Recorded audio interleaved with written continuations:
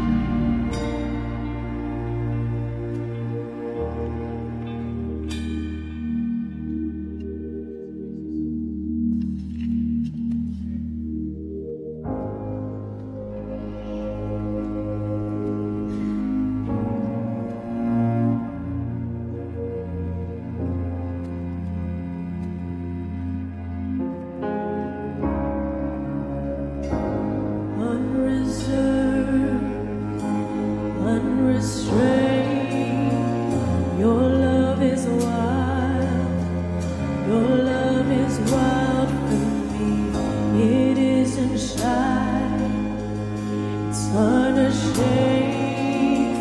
Your love is proud to be seen with me, to be seen with me.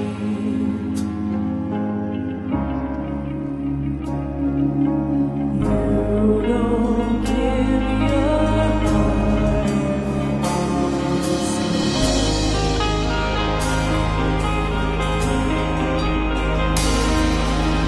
You don't hide yourself to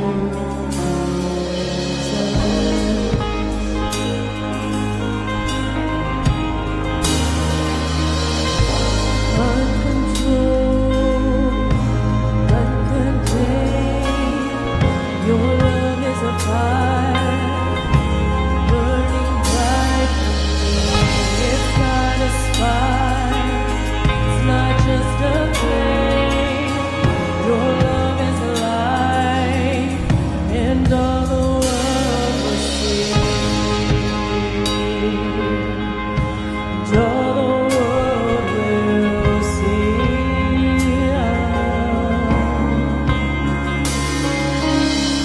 You don't give your heart in pieces.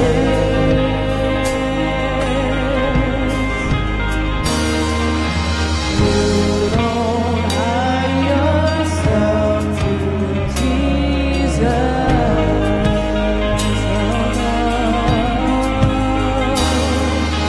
You don't give your heart in pieces.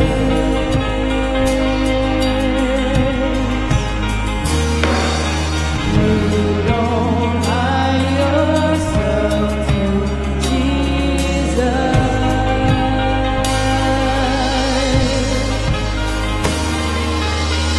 Your love's not fractured, it's not a troubled mind. It isn't anxious, it's not the restless mind. Your love's not passive, it's never disengaged. It's always present, it hangs on every word. Nothing can promises, it keeps its word. Your love is sacred, it's God's blood. From us our proclaim, shining together. Your love must stand, our love is God.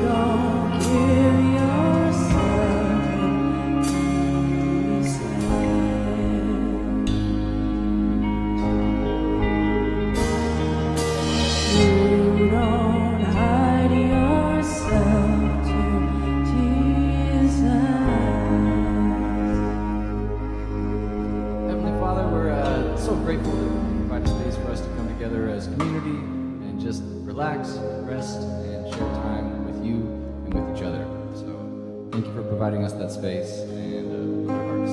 Amen.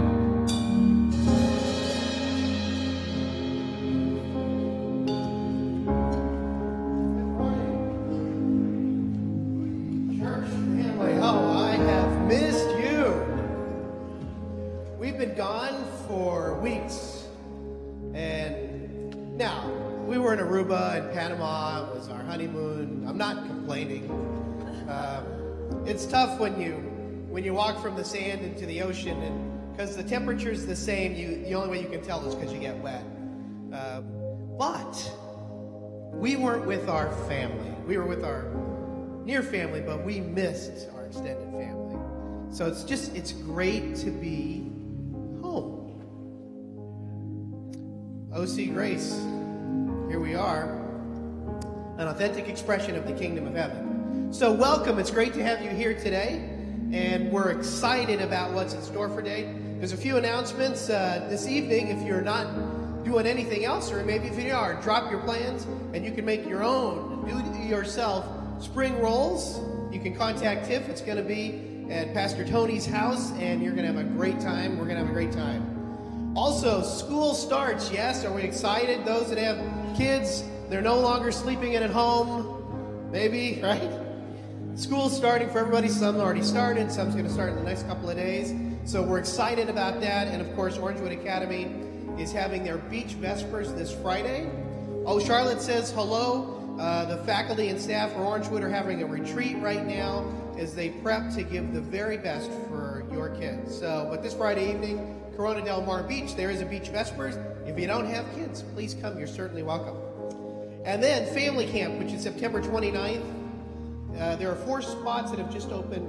So please feel free to contact Danielle if it's something that you have an interest in. So here we are.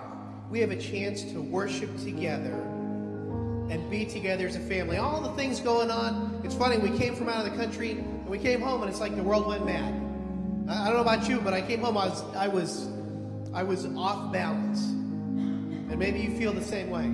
So right now, for the next few minutes, you just have a chance to suspend all that and take a deep breath and let it out and just be in the presence of God. And we're glad to have you with us.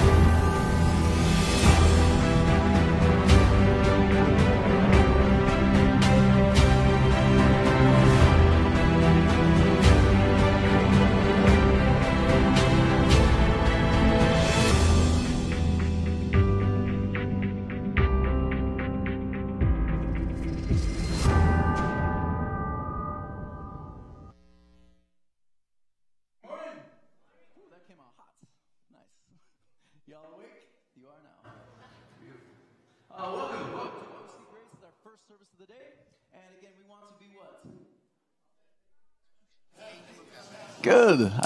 We're getting this. We're getting this. What does that look like? It means to walk in a new reality. It means to walk and let love be our guide as a community, and that helps us grow and come together. We begin to live that out in community. It's beautiful. Now, we've been moving through our series, Exodus, and it's been fun, hasn't it? Last week, we talked about Exodus and how Moses is Israel miniaturized. Everything Moses will go through is what Israel goes through. And the idea of the story is that a people have to go for a time. They go into the wilderness. They learn and unlearn certain things. They learn to put some things in the past, and they begin to learn to walk in the new. And that's the idea of the Exodus. And that's what's so powerful about this story. And so some of the things they have to learn and unlearn are, how do we function as a group of people? How do we allow love to guide us even in the midst of chaos, brokenness, violence, all of these kind of things. What do? How do we experience justice? And here's what I want to talk about. Justice. When I bring up the word justice, some of you are immediately thinking of something that just happened there in Charlottesville. How many of you have been looking at Twitter and Facebook and Instagram and you've been watching it? It's been interesting. It's been really polarizing, actually. I'll get on and I'll see some people, they'll argue that this was so gross, so just detestable. And then you have another group saying, no, these people have the right to do this, and they just keep going back and forth. This event was so ugly in so many ways. You had a group of protesters standing, these supremacists saying certain things, ugly things. You had another group of protesters, in turn, essentially doing the same thing to the protesters. They're being against the anti-protesters. You have this going on, then you have this terrible car that drives into this crowd, killing some, injuring many. It was ugly. You have the police force trying to figure out, what do we do in the midst of all of this? Where is justice, right? And so there's this idea of justice. When I bring up justice, some of you have some words and some ideas. Justice. Justice. There's a lot of baggage with this word. And so let's talk about justice for a minute. Justice. I have some friends that believe that there is a literal hell that you will go to when you die. And for them, they need justice to be this place where their God essentially burns people for eternity because of the short life they lived. And for them, punishment coincides with justice. They need a God that's going to step up and send punishment for a very long time on a group of people forever and ever. Justice for them is punishment. And some of us, we even get this idea that, well, Jesus will come back and he'll take all the good people, but then he'll burn, but it's only a short burning. Because that's okay, right? It's a quick charbroil, right? And I have to look at the thing and I think, is that justice? We oftentimes talk about learning to love our enemies as ourselves. We oftentimes feel that the divine is calling us to love each other as we love ourselves, even our enemies. And yet, the question is, are you more merciful than the God that you believe in? What do? How do you interact with this word, justice? What do? There are a couple models you'll see in the Old Testament. And the most obvious one when you read over and over again, and we've kind of touched on this a little bit, is this idea of justice as criminal justice. And this is what this looks like. And again, you see over and over again, as you read those ancient people and how they describe it, you see their justice is this. Justice is punishment. You get what you deserve. You all get that? You get what you deserve. And when you get what I think you deserve, because that's oftentimes what it is, you get what I think you deserve, then justice has been met. And so justice has no room for mercy or leniency. Because justice needs to be enacted. And if you show mercy, then you're actually walking away from justice. The two, according to the criminal model, can't go hand in hand. Mercy and justice are in conflict when you believe that way. Now, I had this thing happen to me when I was younger. I used to play basketball a lot. And I remember I was playing basketball, and this dude came up, and he took my ball. He was a bully. I'm playing basketball, I'm minding my own business. I knew him. Reality was my dad even knew him. He just came up. He was like, "This your ball?" I was like, "Yeah, it's my ball." "It's mine now." He walked away. And in my mind, I was like, I want justice. And so I'm like, "Give me back my ball." And he's bigger than me. He just kind of pushes me away like I'm just like a little gopher. I remember going home and I told my dad, I was like, "Dad, stand up for me. Let's get my ball back. I want this kid going down. Will you beat up his dad?" In my mind, I've got this idea of justice, right? He needs to be punished severely. So my dad says, "He took your ball, huh?" I'm like, "Yes, punish him. Thou shalt be punished." So My dad says, I'll get your ball back. He goes a couple blocks down. I remember waiting, thinking, things are going to go down. He's going to get what he deserves. An hour later, I hear my dad walking in, and he's laughing with another older adult male voice. I'm like, wait, what? He walks in with my friend's dad. Well, friend.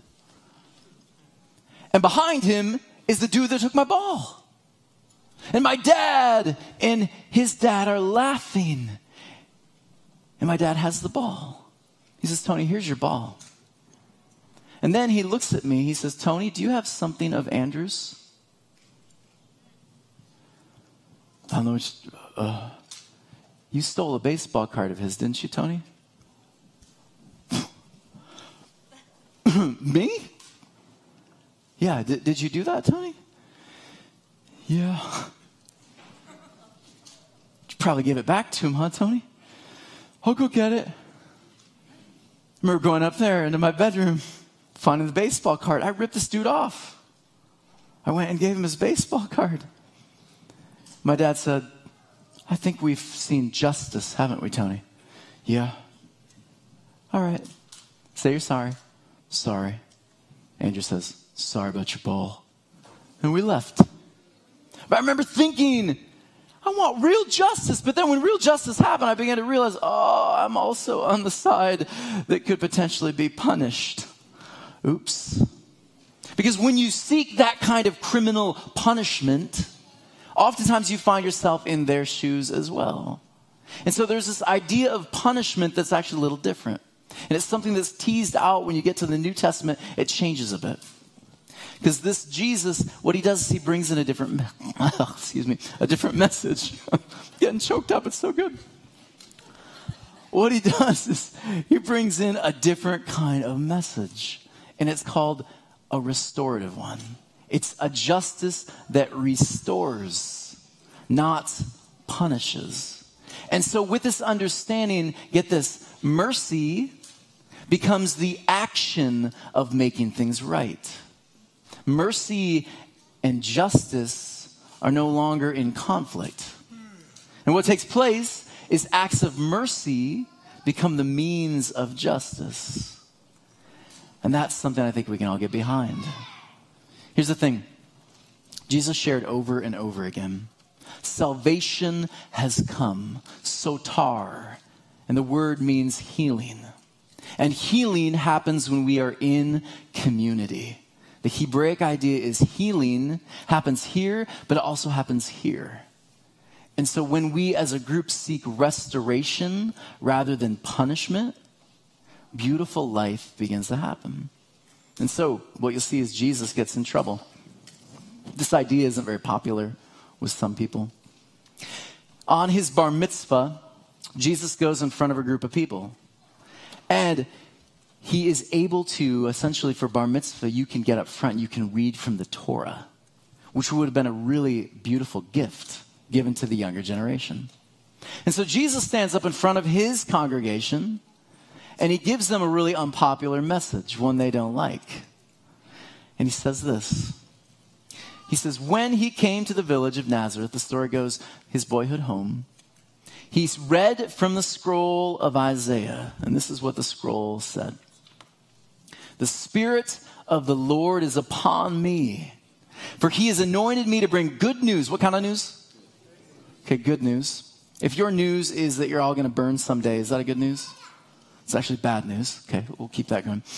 He has sent me to proclaim that captives will be released, that the blind will see, the oppressed will be set free. How many of you think that's a nice message? For Jesus' audience, it almost got him thrown off a cliff. Why? Why would that kind of message get you almost thrown off a cliff? Some have said, well, he's saying he's God, and then that makes people angry. Well, not really. Not within context. That's not what he's saying. Look what he's actually saying, because this makes a lot of people angry. What he did here is he quoted Isaiah, but he left the verse out that the people of this time were using to quote in order to bring themselves some hope. Here's what he left out. He said, Yes, I've come to release these prisoners, set them free. And then verse 2 says this, he has sent me to tell those who mourn that the time of the Lord's favor has come. And with it, the day of the Lord's, the word is wrath, against their enemies. So Jesus, he says, justice, I've come to bring justice. And justice repairs, and he left the wrath, the punishment of their enemies out. And he even continues with this because he's questioned. He says, certainly there were many needy widows in Israel during Elijah's time. He starts quoting their stories. When the heavens were closed for 3.5 years and a severe famine devastated the land, Elijah was not sent to any of them. Understand this. Salvation didn't come for Elijah from our people. Salvation came from our enemy. They were merciful to us. And there were many lepers in Israel in the time of the prophet Elisha. But the only one healed was Naaman, a Syrian, our enemy. That's something that will get you murdered. Jesus says this to them. The people who are oppressing you, the people who are hurting you, are the people you need to learn to love and show mercy to. The idea for them was they wanted to hurt. They wanted to brutally oppress their oppressors. But Jesus' message was not that. He said, no. We don't buy into the way of escalation of violence. It only brings more pain. We must learn to love our enemies too. Who's your neighbor? Even my enemy. And so Jesus, all throughout his ministry, he'll say this, the marginalized, the broken, the ones you call sinners are the ones that I bring in closest into community. The woman with the issue of blood, healed, brought back to community. Over and over and over again, you see this. And so during Jesus' time, understand this, the questions that they had, he and Paul and so many others, the questions the early church had was this. How is justice, salvation, viewed in light of love? Let me read it again. How is salvation, healing, justice viewed in light of love? But the question changed when we get into the medieval ages. We started to view ourselves as inerrantly bad. We're all wicked. Left to our own devices, we're always going to do the bad thing, the wrong thing. And so what they began to do, Martin Luther, Augustine, and others, is they began to say this. We're all evil. We're all bad. We got to take care of this. And so they started, their question was this. How do we manage all our sin and our guilt in order to obtain salvation, healing, justice? And with that kind of justice, understand this, there's always going to be a victim. In order for you to feel better, there's always going to need someone that's going to have to pay a price. And so oftentimes in our culture, we'll scapegoat people. Our sons and our daughters couldn't possibly be at fault for the things they're doing. No, we blame Justin Bieber for it, don't we? Because that's easy. That's our scapegoat. And so we'll enact our justice on them, and we will ruin these poor teenagers' careers as they're trying to figure it out. Yes, Miley was a wrecking ball. I get it. But Miley needed mercy and love just as much as any of us did. But we will look for those scapegoats because all we see in ourselves is guilt and shame. But that's not how the early church viewed it. It's not how they viewed their story. Moses, I want to share this with you. Moses and Israel are learning what justice looks like. And in chapter 2, it's really fascinating to me. It says, one day, after Moses had grown up, he went out to where his own people were, and he watched them at their hard labor. He saw an Egyptian beating a Hebrew, one of his own people. He saw an act of injustice. And what does Moses do? It says he looked around, he scanned the area. And the story goes, Moses murders this Egyptian in cold blood, murders him. And then what does he do? he hides the body. He hides the body. Every time you look in the scriptures, what you'll find is whenever someone does an action that moves against life, they try to hide it. And so you have the story of Adam and Eve, Cain. You have all these different stories. Whenever you move against the wisdom tradition that says choose mercy, choose love, you fall into really terrible places. Let me give you an example. How many of you have ever been in conflict with someone? You all are like amazing people. I feel like every minute of the day I'm in conflict with something. Some of you might have a boss, and your boss drives you crazy. She'll come to you every day and she'll say, "Where are my TPS reports?" And you'll be like, "I'm so tired of hearing about TPS reports."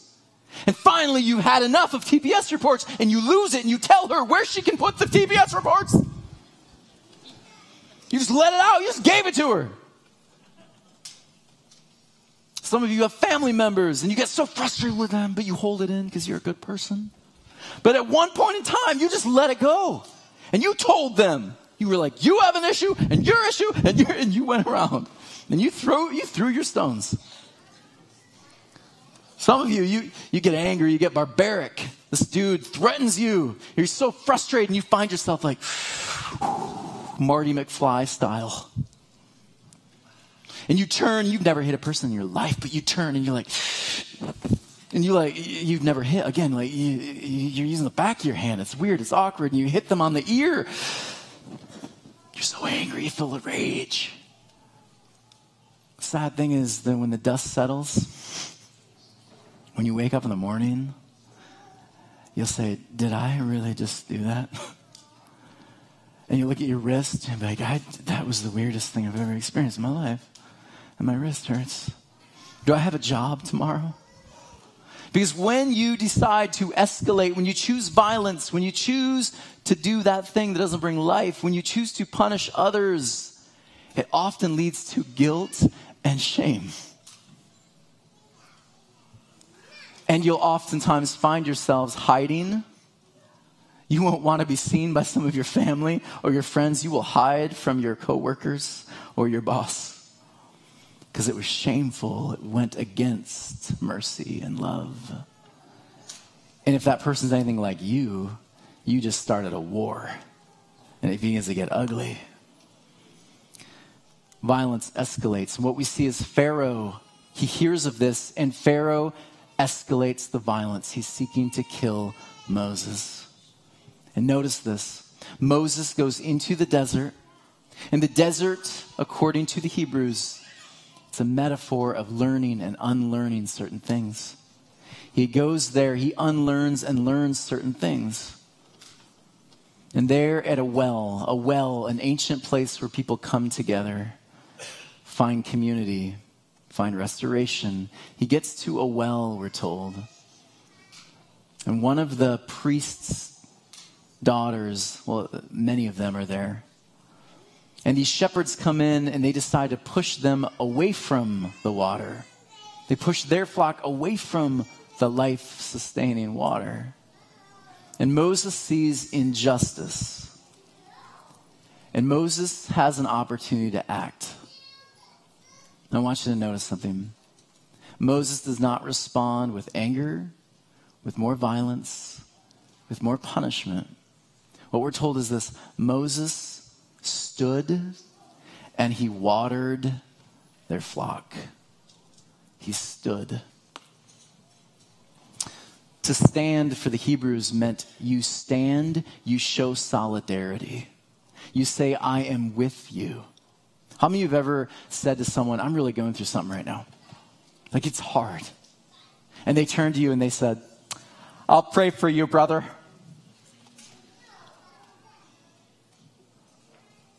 What'd you think? Yeah, you like me, you were saying, "Great, but I could really use someone to listen to right now." Where are they after you start saying that? "Got you in my prayers. Got you on phone at home, baby, for you." And they'll walk away. You're like, I could use someone I need someone to stand with. I need someone to help me carry this stuff. I got you. I got you, baby. Moses doesn't just sympathize with them, because that's what I'm really talking about. Moses empathizes. He stands in solidarity with them, with the broken, with the hurting. You have some friends right now that you call friends. And every time there's a conflict or a work issue, those people will whisper in your ear. They'll be like, hey, I feel you. That was wrong. You should go in there and demand your rights. Pick up the fishbowl. Who's coming with me? I love whenever I give movie references, there's 5 of you that get it. You're going to demand the rights. You're going to slam the door on the way out. And they're telling you, do this, man. Do it. You deserve this. You have the right to do it. Let me give you some advice here. Though that's not the voice of wisdom. That is a voice that wants to see you. They want to play you like a puppet because you are entertaining to watch when you get riled up. The voice of wisdom will stand with you. They'll say, I want to hear your story. I'll tell you mine. What can I do to help you through this thing? And they will walk with you. That is solidarity. That's what it means to stand with the other. And then it says this. Moses then waters the flock. Justice that simply punishes, that seeks revenge, it doesn't actually feed the soul. And that's why for so many of us, when we finally enact the justice we think someone deserves, we never really feel satisfied, do we? Because it doesn't satisfy. It only makes things worse. Moses chooses to follow a restorative justice, to help someone, to stand with them, and then he helps them, waters the ground. He waters the flock. And you're only going to find life when that kind of action happens, in the middle of conflict. A friend of mine, he was young when the LA riots took place. He was 16. And he was there watching as they were showing the beating of Rodney King. And it caused in him, as an African-American young man, it caused within him this anger. He wanted to get back. And so there on the couch with his mom, he's watching all of this unfold. And there's just this anger and this rage that's building up in him. And he feels like, I've got to do something. All these other people are doing something. And so he said, at that moment, I realized I've got to do it. I've got to stand up. I've got to be a part of the riots. I'm going to do everything I can to make a scene. So he grabs his bat and he starts walking out the door. And Mama, she gave that mom a voice that some of you know well. She said, sit your butt down. He said, Mom, come on. He's got the bat in the hand. Come on, Mom. Don't you think this is bad? Something's got to be done. Sit your butt down.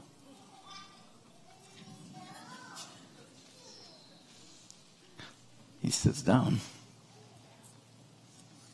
his mom looks at him. Don't you dare participate in that.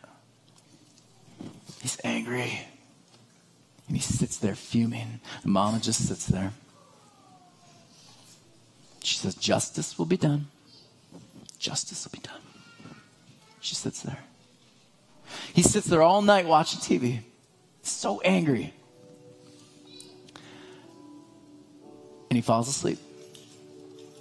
And he said, in the morning, he slept a very long time. Around 10-ish a.m., he said he woke up to the sound of people in his living room. He's kind of rubbing his eyes. And he smells Mom's eggs and bacon and pancakes. And he hears voices, lots of voices, laughing and joking. He opens his eyes and the room, he said, is filled with people. On the couch, sitting next to him sleeping, and is his neighbor. giving him that awkward, weird look. Sleep well? It was a weird scene. He said he noticed people, they were in these t-shirts with just dirt all over him. He thought, what is going on? He recognized some of his neighbors, some of his church community. He's just kind of walking around in a daze. And he walked into the kitchen. And when he got into the kitchen, he saw Mama making eggs and passing out plates to people. He walked over to his mom. And he said, what's going on? Why are all these people in our house eating our food?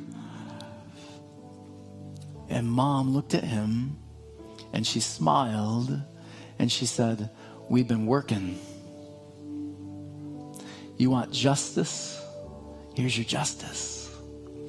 Because her and her neighbors and her church community, they woke up the next morning and they took to the streets there in their community with bags, with paintbrushes, with hammers and nails, and they started to bring restoration to their poor community, their neighborhood that had been just demolished. There is a different kind of justice. When things like Charlottesville, Rodney King beatings, when those things happen and they're gross, they're unjust, when they happen, you don't have to respond with more violence, more hate. There is a different way to respond. I would argue it is the Christ path. It's the one Gandhi took. It's the one Martin Luther King took. It is the path toward life. It's the path that says, I choose to stand with you in solidarity. And I choose to water the broken earth. So may you, in the midst of all of this chaos going on, may you not resort to those kind of actions that bring more violence, more pain, but may you be found out in the community cleaning up the litter. May you be found painting over the graffiti and the hate. May you be found watering this broken earth, bringing life more abundantly everywhere you go. Blessings today.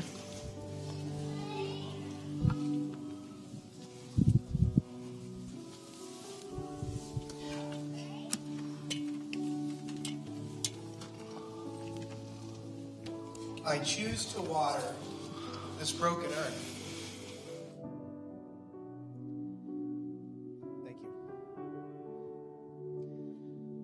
So if you're a guest here, a visitor, I'm here to talk about tithe and offerings, and we just want you to know that your offering to us is your presence here today. We're excited to have you here. We appreciate you. We hope you come back. We hope that we can have a little part in making your day a different and a special one. So why do we do tithes and offerings? You know, when my family and I first came to this church, this particular community, to be honest, I wasn't sure I wanted to be here. I just didn't quite know where I fit. And I found that I fit here. And I fit here because this is a place where we choose to water the broken earth. And what we do with our tithes and offerings is, yes, we support the plant here, and we support the greater ministry of what we do here and around the world. But really, what we do right here, right now, today, is we choose to water the broken earth. And that's what we get to do. So just as a note, there's tithe envelopes in the back of your seats and communication cards. And, you know, part of what we do is we give our time as well. So find some of the pastors and other leaders and say, I want to help. And also we can give online through Adventist Pay. As the deacons come up, let's have a word of prayer. Heavenly Father, we thank you for the opportunity to choose to water a broken earth. We thank you for a community that we can be at peace with, but also where we can stand. And Lord, we ask for your hand upon this congregation and upon all of us as we have an opportunity to give today. In Jesus' name, amen.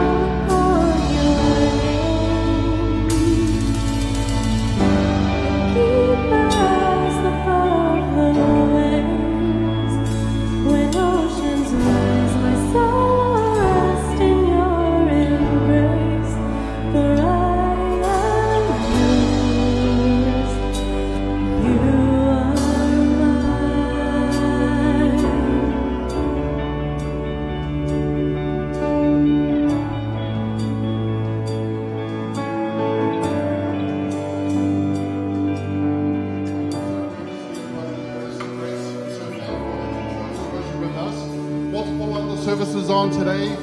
Sabbath school classes, one here, Pastor Tony's leading out, and then 12 other classes you can choose from. So we hope you can also join us for the 11:30 service. We have a special guest speaker. We only have one pastor here this weekend. Tony's speaking again at the second service. So See you at 11. We have just a reminder too. Tonight, if you don't have anything to do, there is the spring roll event happening at Pastor Tony's place. Tiffany, if you can wave your hand. Tiff over here is hosting. She's short, so you probably don't see her. If you come up here, Tiffany, Tiff, come up. So everybody can see. If you want to join, what she's going to do is introduce how to make a spring roll. I'll be there to test it, but she will be teaching everybody. So just come on down. Everybody's welcome. Pastor Tony and Danielle have a big mansion. Yeah, it's huge. But yeah, we'll work it out. So contact Tiffany, also Danielle. Raise your hand here up here for the family retreat later on in September. 4 spots open up. So if you're interested, contact her for that. But apart from that, have a blessed Sabbath, everyone. It was so great to see everybody. We thank you, we praise you for all the wonderful community, and we ask that as a community we continue seeking justice and mercy, not more punishment. The world has so much of that. We want to be a people who continue to grow in mercy, justice, the kind of people who continue watering this earth with goodness. Happy Sabbath, everyone. See you next week.